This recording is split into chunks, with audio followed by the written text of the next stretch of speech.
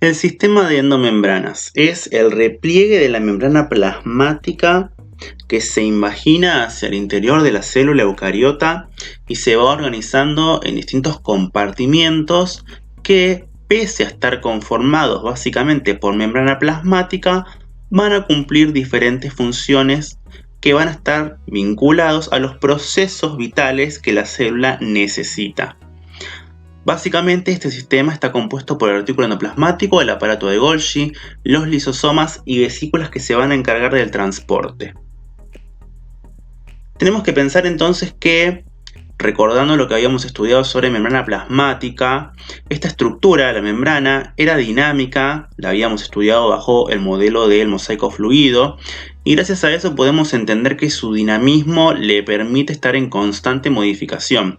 Esto es fundamental para el sistema de endomembrana, porque dado que este sistema va a estar produciendo y modificando distintas sustancias que van a tener que ser transportadas por la célula, es necesario que esa membrana plasmática se pueda modificar para ir formando distintas vesículas que van a ir pasando estas sustancias que se sintetizan a través de los distintos compartimientos hasta que lleguen a su destino final. El primero de los organelos de la célula que integran este sistema es el retículo endoplasmático. Se lo puede dividir en dos partes, el retículo endoplasmático liso y el rugoso. La diferencia sustancial entre ambos es la presencia de ribosomas adosados en las membranas del retículo endoplasmático rugoso. El liso no tiene estos ribosomas. Entonces, vamos a ver que en función de esta presencia o ausencia hay un tipo de diferenciación en cuanto a la especificidad de la función que van a cumplir. ¿Cuál es la función del retículo endoplasmático rugoso? Justamente, como es el que tiene adosados los ribosomas, va a ser quien se especialice en la síntesis de proteínas. Estas proteínas que va a producir esta organela no tienen un destino o una locación en la célula incierta, sino que es bastante específica. Pueden ser dirigidas hacia dos lugares. Esas proteínas pueden ser para exportar, es decir, para ser sacadas de la célula. Por ejemplo, un precursor de una hormona que tenga carácter proteico y que tenga que salir de la célula. O puede ser una proteína que se vaya a anclar en la membrana plasmática. Cuando vimos el modelo del mosaico fluido, vimos que además de los fosfolípidos de la membrana se encontraban distintas proteínas. Justamente son las que están ligadas con este proceso de síntesis. El retículo endoplasmático liso, si vemos la imagen podemos ver la diferencia respecto de lo que es la estructura, donde están las ausencias de los ribosomas. ¿Cuál es su función específica? Está vinculado con la síntesis de lípidos, ¿sí? Dentro de cada uno de sus saquitos, en el lumen, la parte interior, hay un medio, ¿sí?, que es hidrofóbico, propicio para la síntesis de moléculas que también son hidrofóbicas. Y además de estar relacionado con la síntesis de lípidos, va a estar vinculado con la regulación del catión calcio, con la regulación de la concentración de estas sustancias en las células. En distintos tipos de células, pero específicamente lo podemos ver en el caso de la célula muscular, que el calcio es fundamental para la contracción del músculo. Entonces, el retículo endoplasmático en ese caso también va a estar ligado a la regulación de esta sustancia de la célula. El aparato de Golgi, estructura que recibe este nombre en honor a Camillo Golgi, que fue quien lo identificó. Está compuesto de un conjunto de sacos que se conoce como cisternas y que están dispuestos de una manera donde se puede identificar distintos sectores. Si lo miramos en el sentido de retículo hacia el aparato de Golgi, vamos a encontrarnos primero con lo que es la cara cis, que es la cara de entrada al complejo de Golgi. Esta cara cis se continúa con una serie de cisternas intermedias y posteriormente toda la estructura del aparato de Golgi finaliza con la cara trans, que es la cara de salida. ¿Qué es lo que sucede en cada una de estas cisternas? O sea, ¿cuál es la función del aparato de Golgi? Va a estar vinculado con la modificación química de las distintas sustancias que van a llegar desde el retículo endoplasmático liso y el retículo endoplasmático rugoso. Es decir, si alguna de todas esas sustancias que se sintetizan en los retículos, que tienen la función de salir de la célula o de anclarse en la membrana, necesitan ser modificadas químicamente antes de salir de la célula, van a pasar por el aparato de Golgi y va a ser ahí donde se le va a añadir algún tipo de sustancia química o donde se le va a hacer algún tipo de modificación en algún enlace o en su estructura.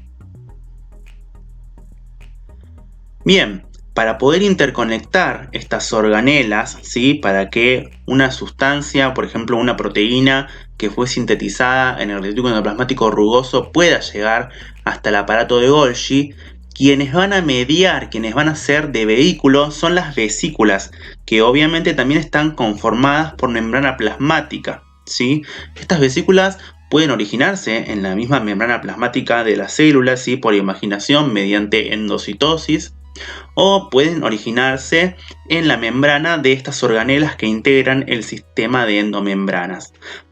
Para que esas vesículas comuniquen eficazmente las distintas organelas, necesitan tener algún tipo de guía, ¿no? Porque si no, imagínense una vesícula dando vueltas por todo el medio interno de la célula sin saber dónde anclar, dónde depositar eso que está llevando.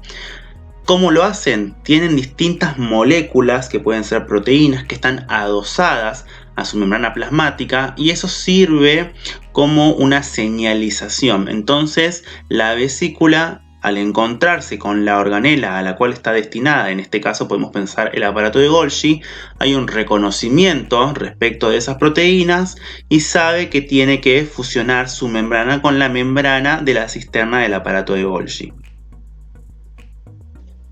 También tenemos a los lisosomas, que se cree son vesículas cargadas con enzimas que son derivadas del aparato de Golgi, ¿sí? Como si la membrana del aparato de Golgi liberara estas pequeñas vesículas que posteriormente se convierten en los lisosomas y son unas organelas súper importantes para las células porque se van a encargar de la digestión de diversa cantidad de sustancias químicas.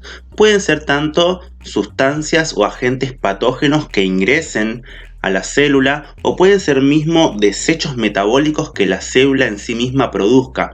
De cualquier manera, el lisosoma, como tiene un complejo de enzimas que le permiten alterar los enlaces químicos de estas sustancias, se van a encargar justamente de desdoblarlas y eliminarlas posteriormente o tal vez convertirla en algún precursor químico de otra sustancia que la célula sí necesite. Es importante decir que, si bien se conoce generalmente como lisosomas, el complejo de enzimas que poseen los lisosomas es variado, por lo cual podemos encontrar lisosomas que se van a encargar de digerir distintas cosas en particular. No necesariamente hay un lisosoma general para todo. También podemos encontrar a los autofagosomas, que son una especie derivada de los lisosomas. Vieron que yo les comentaba que la célula también tiene que poder digerir o degradar algún agente patógeno que ingrese. En este caso podemos pensar en una bacteria. Sería el caso del autofagosoma. ¿Qué es lo que pasa? Ese agente patógeno, ese agente extraño, es envuelto por la membrana plasmática, se introduce a la célula y la membrana del autofagosoma se asocia con la membrana de un lisosoma, que es el que viene cargado con las enzimas que tienen la capacidad de degradar a estos agentes. Y de esa fusión de esas dos membranas obtenemos una única vesícula donde ahora en el interior tenemos a las enzimas capaces de degradar aquello que se introdujo en la célula. Bien, vamos a repasar entonces las ideas generales de lo que estuvimos conversando como para hacer una pequeña síntesis. De este sistema de endomembranas vamos a encontrar a los dos retículos, al endoplasmático liso y al endoplasmático rugoso. El rugoso está especializado en la síntesis de proteínas porque tiene ribosomas en sus membranas. El liso carece de ribosomas y se especializa en la síntesis de lípidos y en la regulación del catión calcio. El aparato de Golgi se continúa con los retículos y modifica las sustancias que estos producen, las modifica tanto química como estructuralmente y las va transportando en vesículas. Y después tenemos a los lisosomas, que son pequeñas vesículas cargadas con conjuntos de enzimas que tienen la posibilidad de modificar químicamente sustancias que se producen tanto en el interior de la célula como que son incorporadas por una vesícula que se invagina de la membrana plasmática celular.